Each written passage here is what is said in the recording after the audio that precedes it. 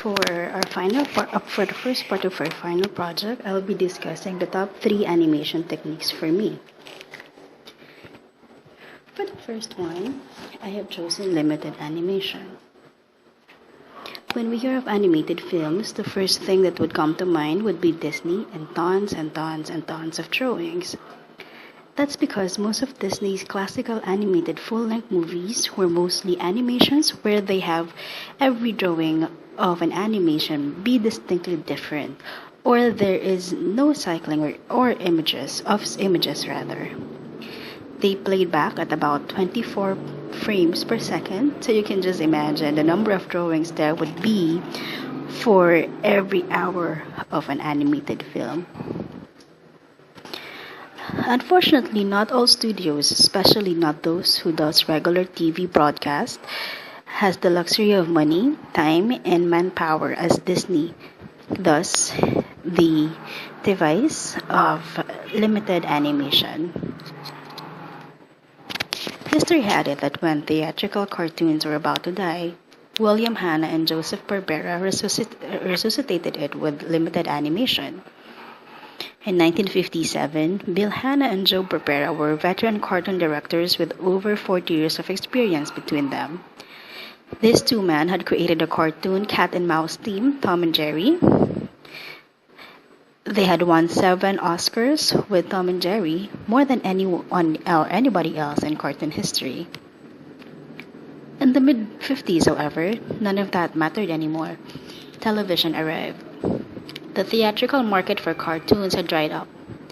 And MGM, when Hanna and Barbera had risen to the rank of executive producers, suddenly closed up shop without warning. Overnight, Bill and Joe found themselves out of work, along with virtually all of their cartoon colleagues in Hollywood.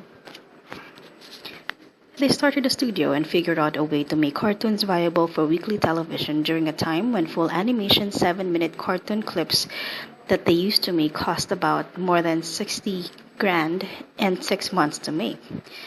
So you can imagine that was 1950s. So the value of money back then for $60,000 is quite a lot. So instead of making 20 or 30,000 drawings, a planned, or that is now called limited cartoon, used only 2 or 3,000 drawings.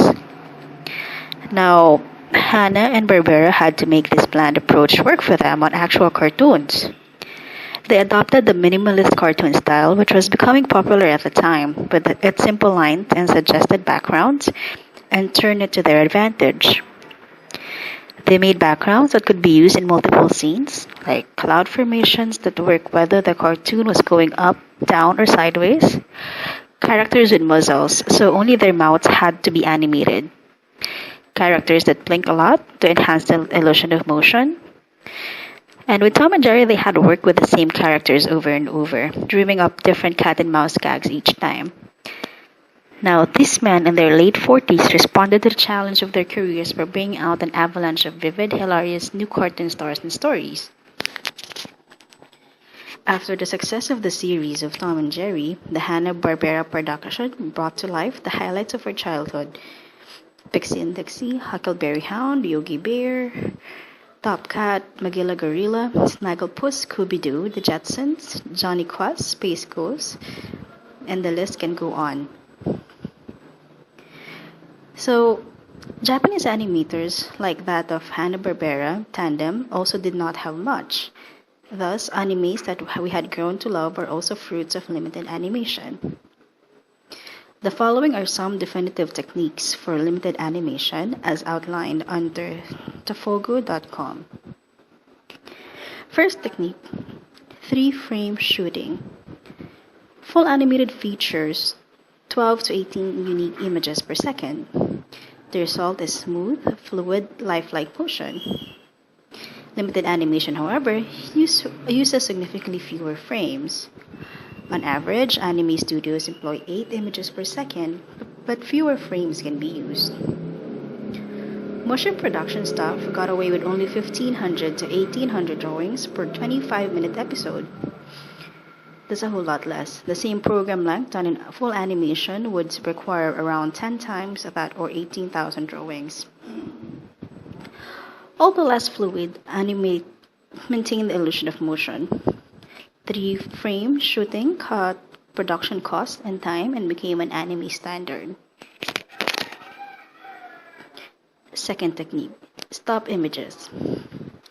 In cases of location and crowd shots or facial close-ups, Mushi Pro employed a single still image.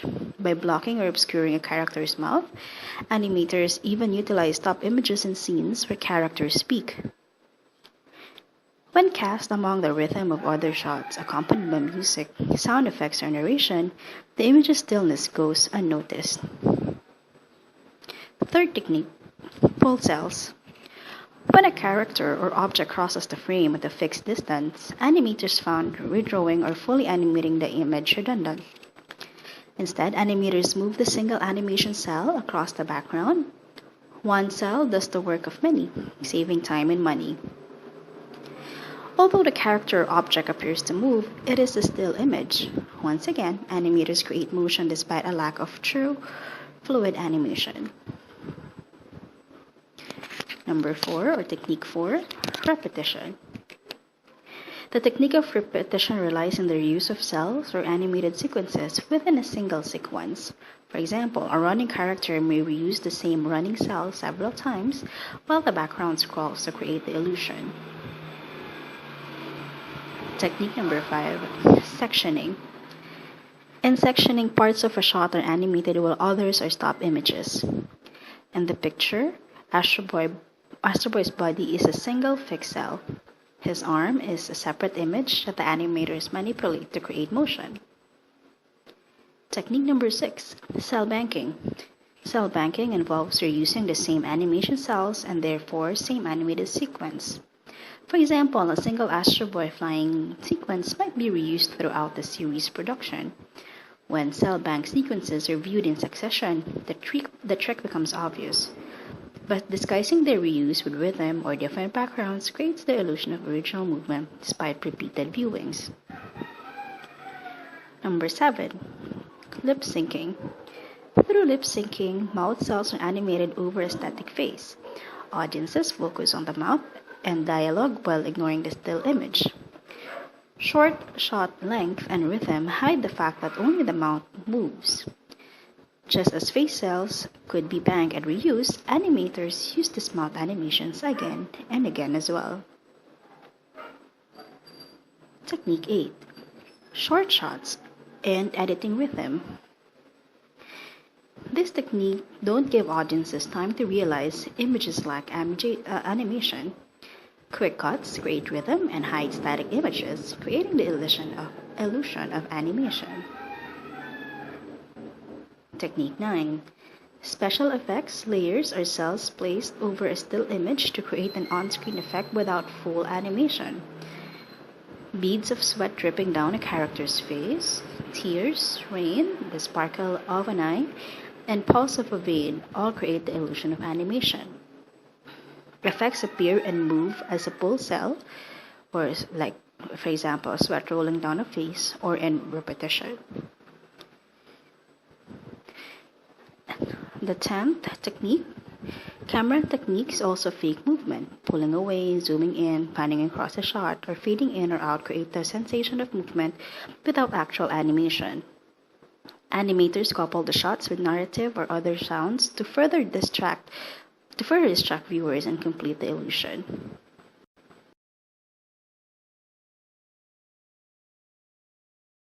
Benefits of limited animation.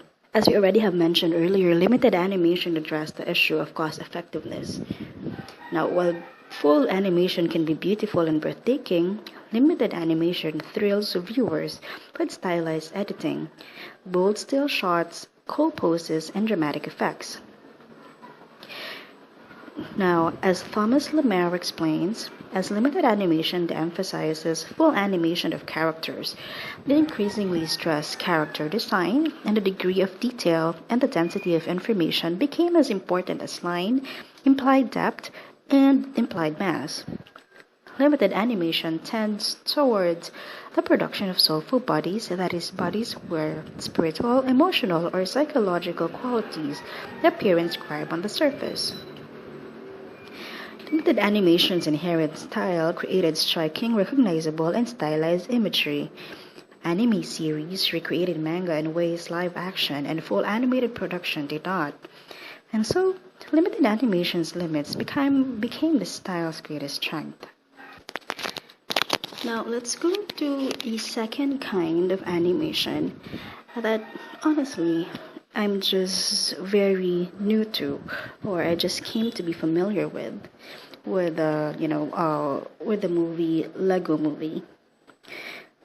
These are brick films. Brick films are subcategories of stop motion animation that are made using Lego bricks or similar construction toys. With the ever expanding internet, brick filming has been more widespread than ever. Making brick films or Lego motion rather movies is the easiest way to get involved with stop motion animation. First of all, one benefit is that your characters are already made. You just have to buy them. They're stable and easy to move without worrying about them breaking or smudging, just like with a clay. You also have the makings for your sets with the right scale, etc. The minifigures stay in position thanks to the use of a plugboard surface, so you don't need magnets or wires to hold them in the various position for animation. So, stop motion brick films are made using stop motion animation techniques, but some can take other forms of film production. This can include computer generated imagery, macromedia flash, or full 3D live action. The subtle difference between Legomation and brick films is that Legomation only uses Lego or Mega blocks in 3D live stop motion animation action style, while brick films can include films made with computer animation or flash animation. So the technique involves taking photos between which the object or the subject is slightly moved, scroll up the images creating the illusion of movement. The first known brick film, which is a French one, titled Journey to the Moon. It was created in 1973 by Lars C. Hassing and Henrik Hassing. The 6-minute video featured both stop-motion animation and live action and was recorded in a Super 8 film. The film was later shown to Godfrey Kirk Christensen, who had a personal copy made, though the film was not released to the public until May 2013 when the creator uploaded it to YouTube. The second non-brick film, Lego Wars, was made in 1980 by Fernando Escobar.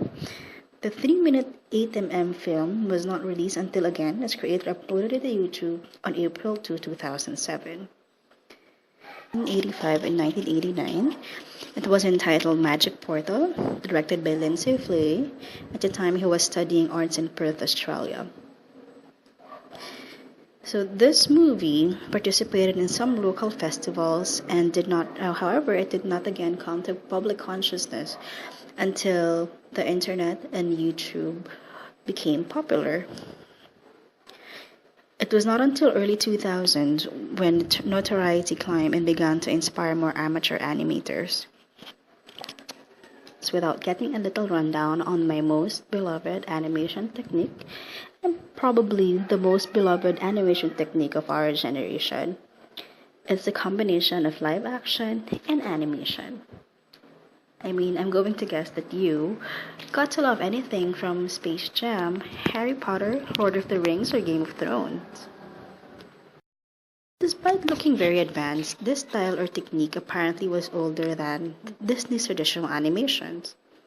In the 1900s, J. Stewart Blackton of New York, Evening World, released what is considered the first ever live action and animation film, which is entitled The Enchanted Drawing.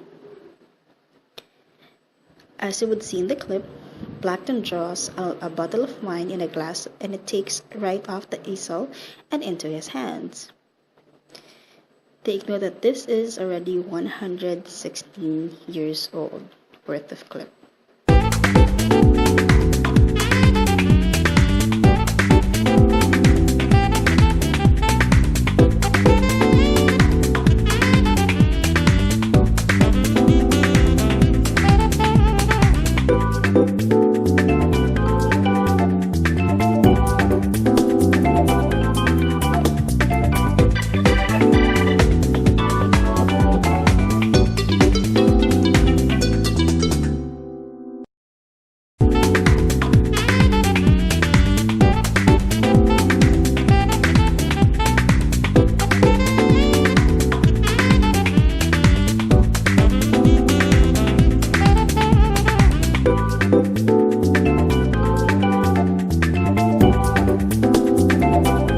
animation pioneer Max Fleischer created Coco the Clown series.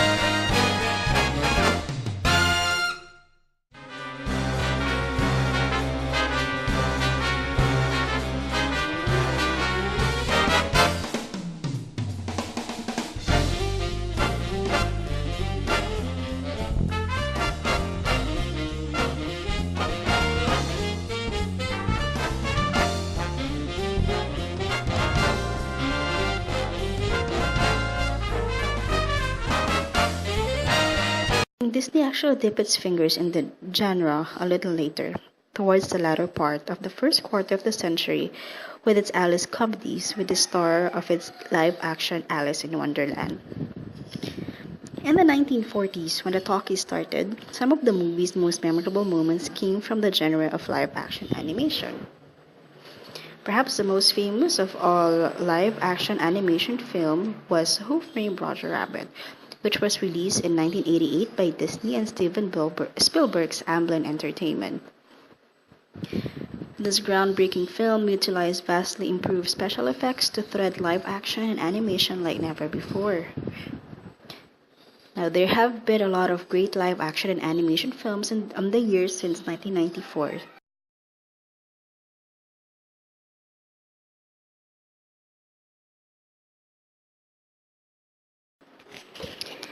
Live action animation techniques. Animation in the earlier days was integrated with live action in a variety of ways. One is double printing, where two negatives on the same release print. Optical printers or aerial image animation cameras, which enable more precise positioning and better incorporation of actors and animated characters.